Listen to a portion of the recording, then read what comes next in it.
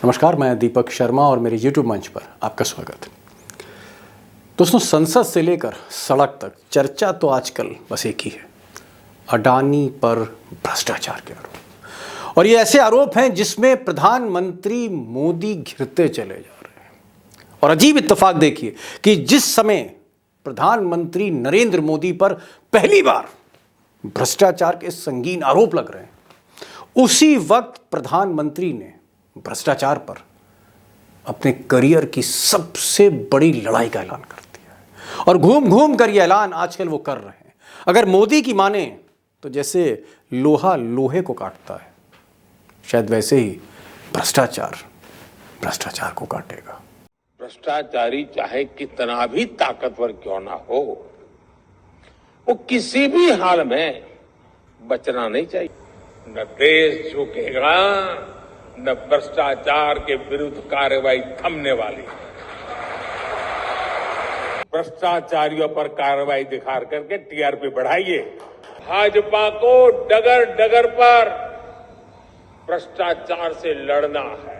अब दोस्तों, बड़ा सवाल यह है कि क्या भ्रष्टाचार के बहाने मोदी अपने जितने भी सियासी दुश्मन हैं सबको जेल में डाल देंगे अगले 6 महीने में? और क्या राहुल गांधी, क्या केजरीवाल, क्या कविता, केसीआर या फिर अभिजीत बनर्जी या फिर अजीत पवार या जितने भी बड़े नेता हैं विपक्ष में या जो मोदी के सामने खड़े हैं या मोदी को टक्कर दे सकते हैं, कि सबके सब जेल में होंगे? और क्या 2024 की जो लड़ाई है या जो फाइनल है, मोदी इस बार सीबीआई और ईडी की बदौलत जीतना चाहते हैं? या फिर यूं कहें कि मोदी जी खुद एक बड़ी मुश्किल में घिर चुके हैं? आज इसी से खुलासा करने जा रहा हूं। तो क्या हम ये माने कि मोदी जी के लिए जो समय है अब वो मुश्किल शुरू हो रहा है? मोदी जी ने सही कहा अपने वर्कर्स को और अपने पदाधिकारियों को। अभी गंभीर समय आने वाला है।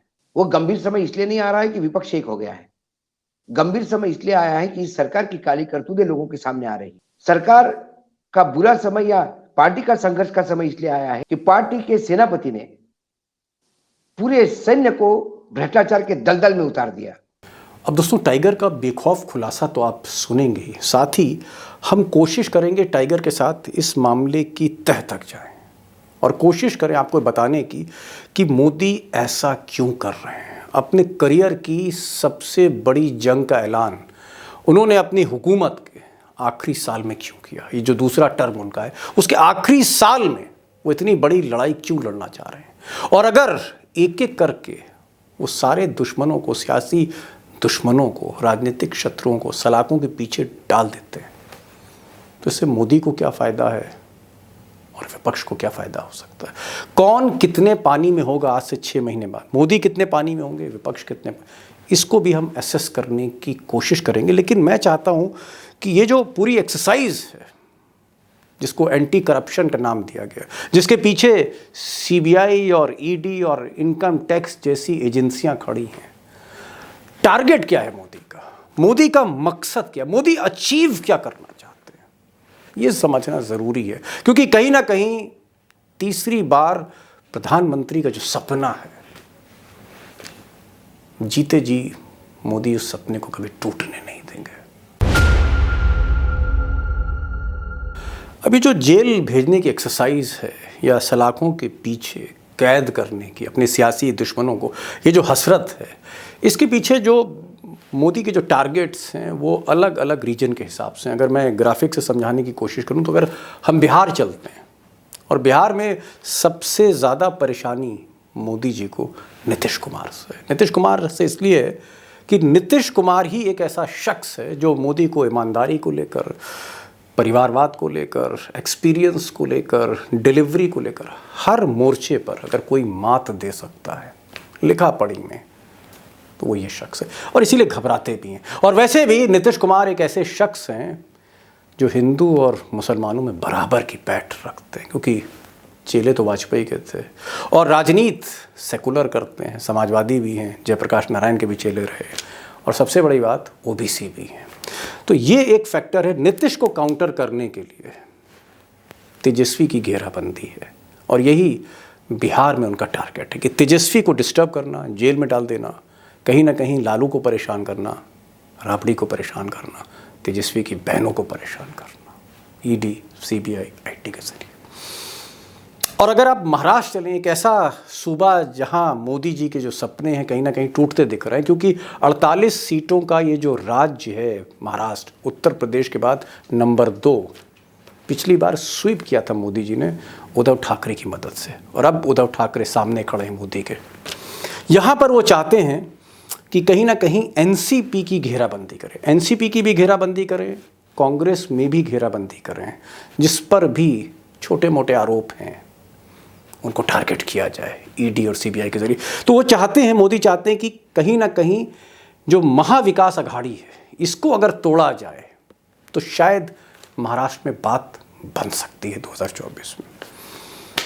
अब एक मैदान और है, और ये सबसे बड़ा मैदान है, और ये मैदान है उत्तर प्रदेश का। 80 सीटें हैं, और मुझे लगता है कि मोदी सेहरा पहनेंगे तीसरी बार या नहीं, उत्तर प्रदेश बहुत हद तक तय कर देगा। और यहाँ मोदी जी की नज़र सपा बसपा पर है, कांग्रेस पर नहीं है। सपा बसपा, एसपी बीएसपी, और वो चाहते हैं कि ये जो बुआ और भतीजा है कभी न मिल पाए, एक ऐसी दीवार खड़ी कर दी जाए इन दोनों के बीच में जिसे कोई तोड़ ना सके। और यहाँ पर भी वो ईडी और सीबीआई का इस्तेमाल करने की कोशिश करेंगे। उनका एक ही टारगेट है, एसपी बीएसपी को एक नहीं होने देना। उसके बाद कई और सेक्टर्स पर उनका फोकस है। आम आदमी पार्टी जो उनको गुजरात में डिस्टर्ब कर रही है, बहुत आप कह सकते हैं बेआबरू उनको आम आदमी पार्टी ने पंजाब में किया।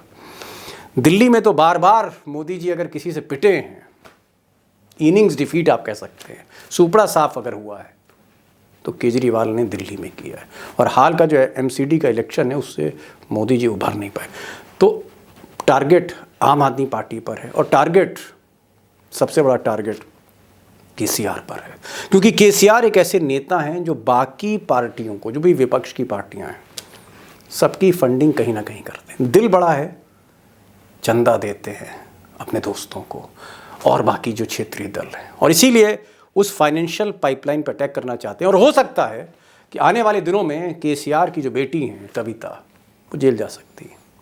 अब टारगेट तो आप समझ ही रहे हैं कि मोदी का टारगेट कहाँ मोदी फोकस कर रहे हैं, वो आप समझ गए हैं। लेकिन ये जो ऐलाने जंग है, ये यूं ही नहीं मोदी ने की है। इसके पीछे जो रीज़न है, कहीं ना कहीं 2024 का जो सुपर फाइनल है वो भी है, 23 का सेमीफाइनल भी, जहां 5 राज्यों में चुनाव होने हैं। और उसमें जो चुनाव हैं, सबसे बड़ा चुनाव कर्नाटक में ही होना है, जहां लिटमस टेस्ट है। और थोड़ा सा मोदी बैकफुट में, क्योंकि कर्नाटक में करप्शन गले तक आ गया था भाजपा में, तो कहीं ना कहीं उससे ध्यान भटकाना है। और सबसे बड़ी बात, अडानी पर जो उन पर हमले हो रहे हैं, अडानी को लेकर जो हमले हो रहे हैं, और तमाम सबूत हैं, और वो सबूत ऐसे हैं मनी लॉन्ड्रिंग के कि अगर सुप्रीम कोर्ट ने गहराई से छानबीन कर दी तो आंच फिर सत्ता तक पहुंच सकती है। ये उनको पता है, इस बात का इल्म है। तो उस पर भी एक काउंटर अटैक है, ये जो ऑपरेशन जेल है, कि अडानी पर अगर सवाल पूछेंगे तो इसका जो इंतहा है वो ये होगी, जेल होगी। एक और बड़ी चीज़, इसी ऑपरेशन जेल के पीछे वो चाहते हैं कि अगर केसीआर को किसी तरह से, केसीआर, उनकी बेटी, इनको अगर जेल में डाला जाए तो विपक्ष की जो एकता है, फाइनेंशियल पाइपलाइन है, उसको तोड़ा जा सकता है। और बिना फाइनेंशियल पाइपलाइन के आज की तारीख में चुनाव लड़ा नहीं जा सकता, जीतना तो दूर की बात है। एक चीज़ और वो चाहते हैं कि अगर केसीआर जेल में है, इधर मनीष सिसोदिया बाद केजरीवाल जेल में चले गए, अभिजीत बनर्जी जेल में चले गए, राहुल गांधी जेल में चले गए, प्रियंका की बारी है, या और लोग जेल में जाते हैं, हो सकता है कमलनाथ को जेल में भेज दिया जाए, या भूपेश बघेल के परिवार से किसी को जेल में भेज दिया जाए, जो इस वक्त मुख्यमंत्री हैं छत्तीसगढ़ के कांग्रेस के, या और भी कांग्रेस नेता।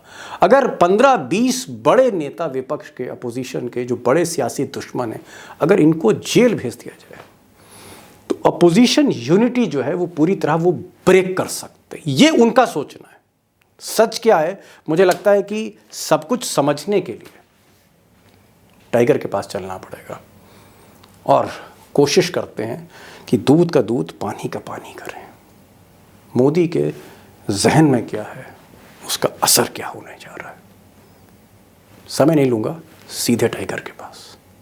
टाइगर, मेरा पहला सवाल है कि जब से ये हिंडनबर्ग की रिपोर्ट आई है और जिस तरह से अडानी को लेकर घेराबंदी हुई है, अडानी के कंपनियों में जिस तरह से मॉरिशस से पैसा आया है और जिस तरह से अडानी के इस आप कह सकते हैं पैसे को, निवेश को जो मॉरिशस से है, जिसको बचाया जा रहा है, कोई जांच नहीं हो रही। धीरे धीरे जो आंच है अडानी कांड की वो प्रधानमंत्री तक पहुंच रही है और संसद जो है वो ठप है, जेपीसी हो नहीं रही है और कांग्रेस से लेकर आम आदमी पार्टी और यहाँ तक कि जितनी भी प्रमुख पार्टियां, चाहे उसमें शिवसेना हो, चाहे उसमें शरद पवार हो, कोई भी हो, कहीं ना कहीं सब जेपीसी चाहते हैं। और विपक्ष का एक तरह से हम कह सकते हैं ये सीधा सीधा आरोप है कि मोदी जी अडानी को बचा रहे हैं। तो जब से ये अडानी का भ्रष्टाचार सामने आया है, हमने ये देखा है कि मोदी जी ने जैसे अपना पैतरा बदल लिया। ऐसा लग रहा है जैसे लोहा लोहे को काटता है, वो भ्रष्टाचार का जवाब भ्रष्टाचार के खिलाफ कार्रवाई से देना चाहते हैं। और हमने ये देखा है कि केसीआर की जो बेटी हैं कविता, उनकी घेराबंदी हो गई, मनीष सिसोदिया की घेराबंदी चल रही थी, उनको जेल भेज दिया। केजरीवाल को ऐसा कहा जा रहा है कि घेरने की कोशिश है। तेजस्वी को हो सकता है गिरफ्तार कर ले अगले महीने। तो ये जो घेराबंदी है मोदी की, और सबसे बड़ी बात, अगर मोदी के आप हाल फिलहाल के भाषण सुने, हर भाषण में मोदी कह रहे हैं कि भ्रष्टाचार से पीछे नहीं हटना है, भ्रष्टाचार से हम कंप्रोमाइज नहीं करेंगे, चाहे कीमत जो भी चुकानी पड़े, चाहे कितना भी ताकतवर आदमी हो, हम उस पर स्ट्राइक करेंगे। और उन्होंने कल तो बीजेपी के एक फंक्शन में उन्होंने जितने भी अपने सांसद हैं, मंत्री, सबसे कहा कि आप मुश्किल वक्त के लिए तैयार हो जाइए, क्योंकि हम जो भ्रष्टाचार की कार्रवाई कर रहे हैं, विपक्ष एक साथ हम पर हमले करेगा और हो सकता है विदेशी शक्तियां भी उसमें जुड़ जाए। तो अब आपको झुकना नहीं है। ये जो मोदी का भ्रष्टाचार के खिलाफ अटैक है, क्या 2024 में हम ये मान लें कि कई बड़े विपक्ष के नेता जेल में डाले जाएंगे, उनको गिरफ्तार किया जाएगा, एक बहुत जबरदस्त पॉलिटिकल क्रैकडाउन आप देखते हैं? बिल्कुल दीपक भाई, इसमें कोई दो मत नहीं है कि 2024 के आते आते इस देश के कई बड़े नेता जेल में होंगे। आरोप लगते हैं भ्रष्टाचार के। हमने जो नेता जेल में गए हैं, मैं ये नहीं कहता हूं कि देश में भ्रष्टाचार नहीं हुआ।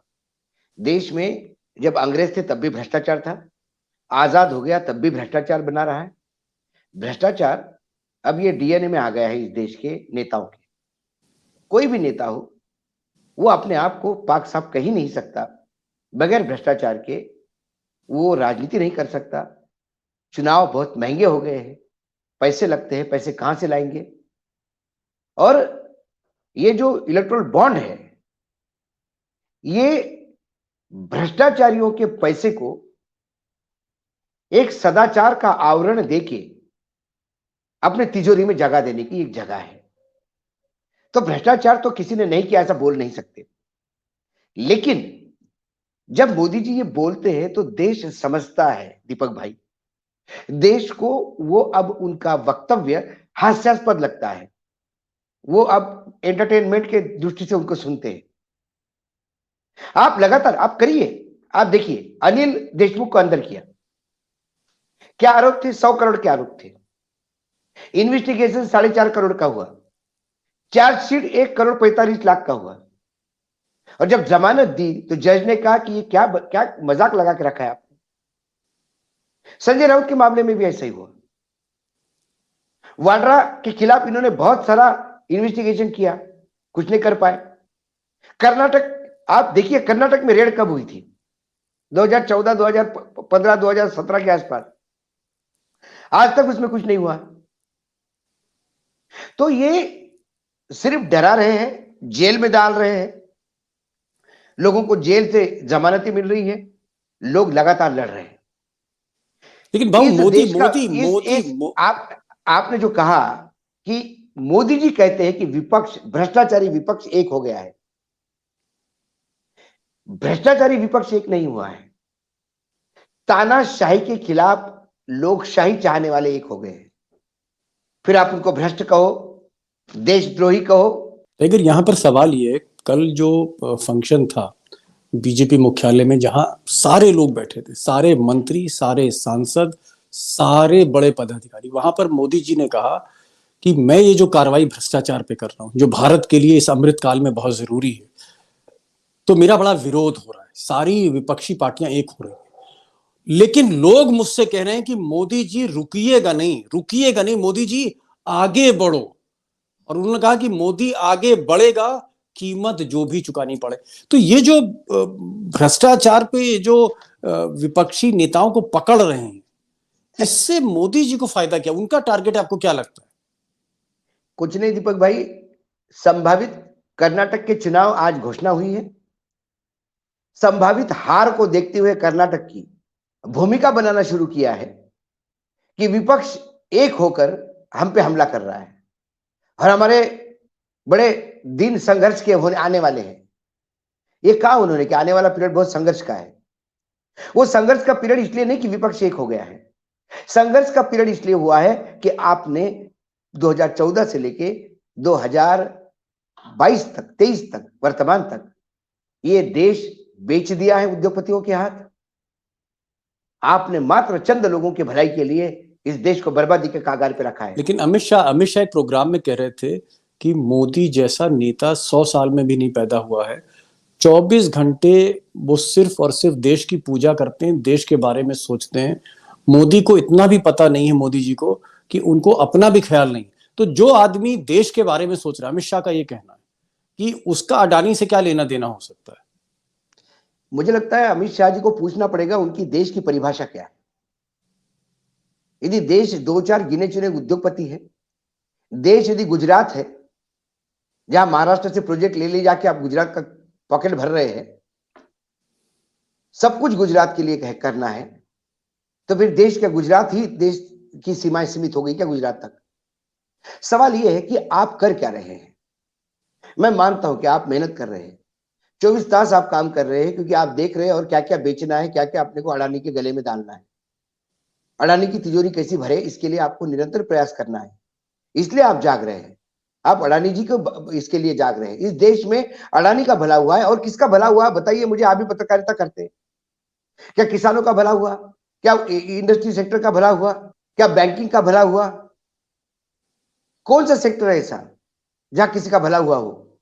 सभी क्यों रो रहे हैं, सभी क्यों नाराज है? टाइगर, अगर ये सारे जितने भी नेता हैं, क्योंकि मैं मूल मुद्दे पे आता हूं कि इस वक्त जो मोदी का फोकस है भ्रष्टाचार पर, उन्हें कार्रवाई करनी है, कीमत जो चुकानी पड़े। और उन्होंने अभी पिछले दिनों जो है वो ईडी के डायरेक्टर से और उसके अलावा सीबीआई से और विजिलेंस कमिश्नर से सारे बैठकों में उन्होंने कहा कि आपको रुकना नहीं है, दबना नहीं, आप एक ऐसा कार्रवाई करें कि डर पैदा होना चाहिए समाज में। आप जो है किसी को बख्शेंगे नहीं, चाहे जितनी बड़ी हैसियत उसकी हो, उसको जेल में उठा के बंद करिए अगर उसके ऊपर भ्रष्टाचार के आरोप है। ये मोदी ने अपने अधिकारियों को कहा है।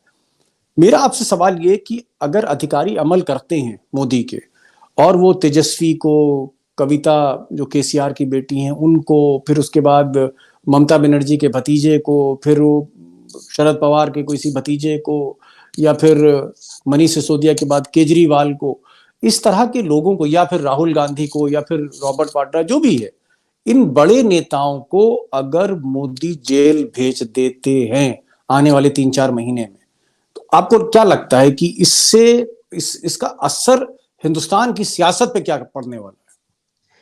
हिंदुस्तान की सियासत हिंदुस्तान की मतदाताओं के भरोसे चलती है। मतदाता के ये भी सवाल पूछते हैं ना कि जो 8 करोड़ रुपए आपके एमएलए के पास मिले, विधायक के पास कर्नाटक में, वहां ईडी क्यों नहीं पहुंची? वो 8 करोड़ क्या अकाउंट के व्हाइट के पैसे थे क्या?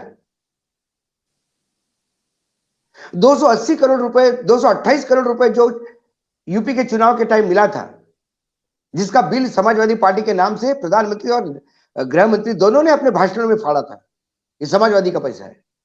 वहां ईडी क्यों नहीं पहुंची? 288 करोड़ बहुत बढ़िया बात, बड़ा अमाउंट था, वहां इनकम टैक्स क्यों नहीं पहुंची?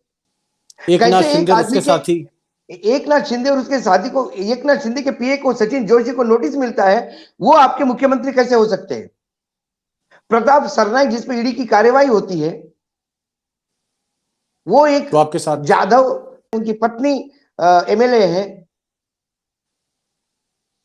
उनकी पत्नी शिंदे गुट ज्वाइन करते से ही उनके ऊपर हुई ईडी की कार्यवाही कहां गायब हो जाती है? सवाल यह है, हेमंता नहीं तो जो सबसे भ्रष्ट माना गया, हाँ सबसे भ्रष्ट माना गया आसाम में, वो आपका मुख्यमंत्री कैसा हो सकता है? क्या भाजपा आने के बाद आपके भ्रष्टाचार सदाचार होता है? सवाल ये है। मैं साधुवाद दूंगा, मुझे कोई लेना देना नहीं। शरद पवार हो या राहुल गांधी हो या प्रियंका गांधी हो, वड्रा हो, सब जेल में जाए। यदि भ्रष्ट है तो बिल्कुल उनकी जगह जेल में होनी चाहिए। लेकिन जिनकी जगह जेल में होनी चाहिए, यदि वो बीजेपी का दामन पकड़ते हैं तो वो मंत्रालय में कैसे बैठते हैं? इस सवाल का जवाब तो नरेंद्र मोदी जी को देना पड़ेगा। मोदी जी का आपका ये सीधा सीधा कहना बात है। देखिए जी हाँ, दीपक जी, सीधी बात, इस देश की राजनीति में क्या हो 2014 से। हाँ भ्रष्टाचारी है, उससे कोई मुझे तकलीफ नहीं। आप मेरे खिलाफ है, ये मेरी तकलीफ है। आपको लाइसेंस मिलेगा भ्रष्टाचार करने का, आपका पूरा भ्रष्टाचार सदाचार में कन्वर्ट होगा, आप मेरा दामन पकड़िए, मेरा जय जयकार कीजिए, आपको कुछ जी। नहीं होगा। यानी भ्रष्टाचार भारतीय एक जनता पार्टी का वो जो गमछा है गले में डाला जाता है मेंबरशिप मिलने पे, वो आपका ईडी, इनकम टैक्स, सीबीआई, इन तमाम एजेंसी से इम्यूनिटी दिलवाने वाला एक कवच है, सुरक्षा कवच है। अगर अगर आप टाइगर ये कह रहे हैं कि मोदी जी के डबल स्टैंडर्ड्स हैं, दोहरे मापदंड हैं, दोहरे यार्डस्टिक हैं उनकी, उनका जो पैमाना है पैमाने में ही खोट है। उनको अपना आदमी भ्रष्ट नहीं दिखता, चाहे जितने दामन पे दाग हो, और सामने वाले पर अगर जरा सा भी दाग है, या राहुल गांधी है, मानहानि के मुकदमे में उनको जो है उन्होंने सजा सुना दी, मानहानि के मुकदमे में, जिसमें सजा होती ही नहीं है। मेरे ऊपर भी कई मानहानि के मुकदमे हैं, एक पत्रकार के तौर पे आप पे भी कई होंगे। तो हम लोग तो दीपक मानहानि के भाई, मामलों में जी। जब से ये कानून अस्तित्व में आया अंग्रेजों के जमाने से, तब से राहुल गांधी के केस तक सिर्फ 2 केसेस में मैक्सिमम जो सजा थी अलॉटेड 2 साल की, वो हुई है। एक राहुल गांधी को हुई है और एक देश आजादी के पहले किसी को हुई है, अंग्रेजों के टाइम पे। जी, मैं वही कह रहा हूँ कि मानहानि के एक तरफ वो मानहानि ये के 2 मामले दर्ज साल का करके, पेतरा ही इसलिए चलाया गया हाँ, था कि आपकी उनकी सदस्यता रद्द करनी थी। नहीं वो मैं समझ रहा हूँ। मेरा सवाल ये है कि मोदी जी क्या इस बात को समझ नहीं पा रहे कि भाई ये तो सिंपैथी फैक्टर में कन्वर्ट हो सकता है। आप तेजस्वी हैं, तेजस्वी की पत्नी प्रेग्नेंट हैं, अस्पताल में उनका बच्चा होने जा रहा है, उधर क्या कहते हैं, मार्च का महीना है, बजट तैयार हो रहा है, और आप पीछे से जो है तेजस्वी को, तेजस्वी के फादर को, मदर को, पूरे घर को, बहनों को पकड़ के ला रहे हैं। तो जनता ये भी देख रही है कि भाई ऐसी अर्जेंसी क्या है? 20 साल पहले का मुकदमा आप अचानक आपको याद आ रहा है।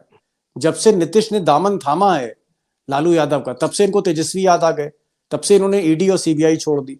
ये जो मोदी जी कर रहे हैं, इसका आप ये कह रहे हैं कि जो रिपरकशन है, इसका जो असर होगा वो एक सिंपैथी फैक्टर में होगा, जो हमने महाराष्ट्र में देखा कि जब से उद्धव ठाकरे को टारगेट किया गया, शिवसेना एकदम बुलंदियों पे पहुंच गई। हर इलेक्शन वो जीत रही है, ऐसे इलेक्शन जीत रही है जहां पर बीजेपी कभी हारी नहीं थी।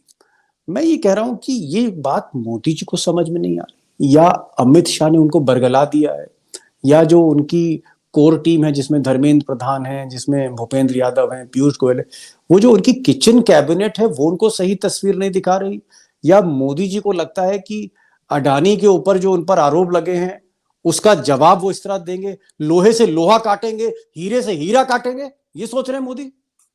नहीं, पहली बात, ये जो तथाकथित किचन कैबिनेट है इंक्लूडिंग अमित शाह, ये एग्जीक्यूटर है। ये आदेश को क्रियान्वयन करने का काम करते हैं। सलाहकार नहीं मोदी है जी आप कह रहे हैं? मोदी जी किसी की नहीं सुनते। मोदी ये जी क्या कह रहे हैं आप?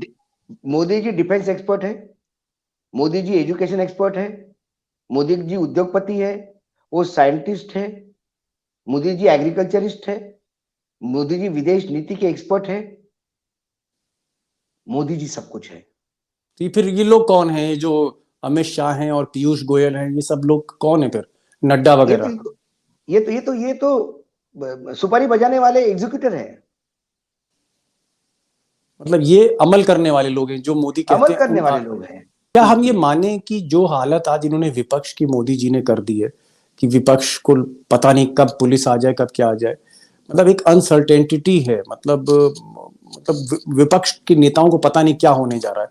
क्या ऐसी ही स्थिति भाजपा के अंदर भी है? लोगों को कुछ पता नहीं कि बिल्कुल, मोदी का अगला फैसला क्या होगा? बिल्कुल। किसी मंत्री को ये नहीं पता होता है कि कल उसको निकाला जाएगा या परसों निकाला जाएगा।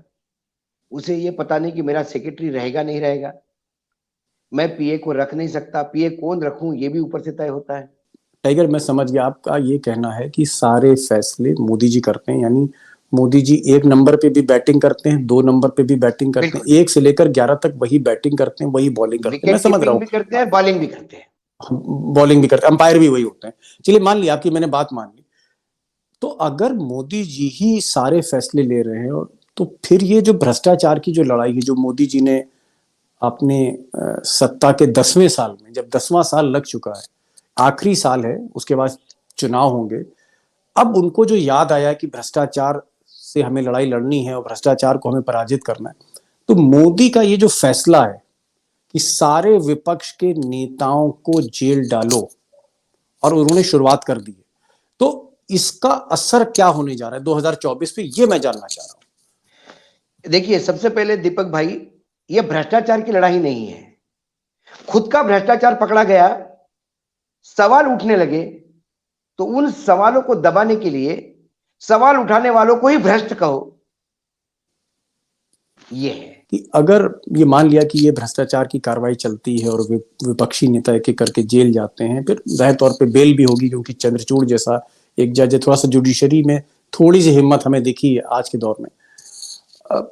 क्या विपक्ष अगर इस कार्रवाई से एक हो जाए, जो कि एक होता हुआ मुझे दिख रहा है, 19 पार्टियां इस वक्त कांग्रेस के साथ हैं, कांग्रेस भी विपक्षी पार्टी की सारी बातें मान रही है, अगर विपक्ष एक हो जाता है, जिस विपक्ष के पास 63% वोट पिछले चुनाव में था और मोदी जी के पास 37% था, तो अगर विपक्ष एक हो जाता है, जिसके पास दुगने वोट है मोदी जी से ज्यादा, तो आपको लगता है कि मोदी जी की जो कहानी है वो 2024 आते आते खत्म भी हो सकती है, जहां तक प्रधानमंत्री बने रहने की बात है? दीपक जी, विपक्ष एक भी नहीं हो रहा था तभी भी हमारे एनालिसिस के हिसाब से 60-70 सीटों का गैप था। बीजेपी सबसे बड़ी पार्टी थी, लेकिन मोदी जी प्रधानमंत्री बनेंगे कि नहीं बनेंगे इस पे डाउट था। और जब विपक्ष एक ही हो गया है, तो फिर अब तो विपक्ष की सरकार बनना तय है। फिर मोदी जी के बगैर सरकार कैसी बीजेपी की बनेगी, ये बड़ा अहम सवाल। 65% यदि वोट एक होता है, हालांकि इसमें कई ये कैलकुलेशन ऐसे जी, स्ट्रेट नहीं है जितना हम सोचते हैं। बिल्कुल स्ट्रेट नहीं है, 65% कई मोटा जगह मोटी मैंने बीजेपी, बताया। कई जगह जहां बीजेपी कांग्रेस आमने सामने है, वहां बीजेपी को कांग्रेस टप देगी, या रीजनल पार्टीज है वो कैसी करेगी। आज ममता ने फिर हुंकार भरी है, आज केसीआर हुंकार भर रहे हैं। ये जो चीजें बार बार सामने आ रही हैं, ये चीजें कहीं ना कहीं बौखलाहट दिख रही है। तो क्या हम ये माने कि मोदी जी के लिए जो समय है अब, वो मुश्किल बहुत शुरू हो रहा है? मोदी जी ने सही कहा अपने वर्कर्स को और अपने पदाधिकारियों को, अभी गंभीर समय आने वाला है। वो गंभीर समय इसलिए नहीं आ रहा है कि विपक्ष एक हो गया है, गंभीर समय इसलिए आया है कि सरकार की काली करतूतें लोगों के सामने आ रही है। गंभीर समय इसलिए आ रहा है कि सरकार का जो तथाकथित सत्य था, वो असत्य बन के लोगों के बीच में घूम रहा है। सरकार का बुरा समय या पार्टी का संघर्ष का समय इसलिए आया है कि पार्टी के सेनापति ने पूरे सैन्य को भ्रष्टाचार के दलदल में उतार दिया। अब बीजेपी वाले भी डिफेंड करने में मुश्किल में पड़ गए हैं। ये 13 कंपनियों के 85,000 करोड़ रुपए बताएं कैसे, कहां से आए? जी जी। चलिए टाइगर, आप आए और आपने रोशनी डाली, और आपका ये कहना है कि मोदी जी का मुश्किल दौर अब शुरू होता है, और आपने ये भी कहा कि अडानी के जो आरोप उनके ऊपर लगे थे, वो भ्रष्टाचार की काट भ्रष्टाचार से कर रहे हैं, जैसे लोहा लोहा को काटता है, तो वो उसी आरोपों से, जो आरोप उन पर लगे, उसकी काट कर रहे हैं, और कहीं ना कहीं एक डाइवर्जेंट टैक्टिस है कि विपक्ष को डराओ, भय पैदा करो, इनको जेल में डालो और विपक्षी एकता तोड़ दो। लेकिन हो बिल्कुल उल्टा रहा है, विपक्ष बिखरने की जगह एक होती जा रही है, और कांग्रेस भी पुराने गिले शिकवे दूर कर रही है। हम तो ये भी देख रहे हैं कि केजरीवाल अब कहीं ना कहीं राहुल गांधी की जो है तारीफ करने लगे हैं, ममता बनर्जी बोलने लगी हैं राहुल गांधी के लिए। तो बहरहाल, मोदी जी को बौखलाहट इस चीज की भी होगी, और मैं समझता हूं कि जैसे जैसे ये भ्रष्टाचार की कार्रवाई आगे बढ़ेगी, हम दोबारा आपसे बात करेंगे और जानेंगे कि भाई अब मोदी की जो स्ट्रैटेजी है उससे मोदी को कितना फायदा है, कितना नुकसान। आप आए हमारे प्रोग्राम में, बहुत बहुत शुक्रिया आपका।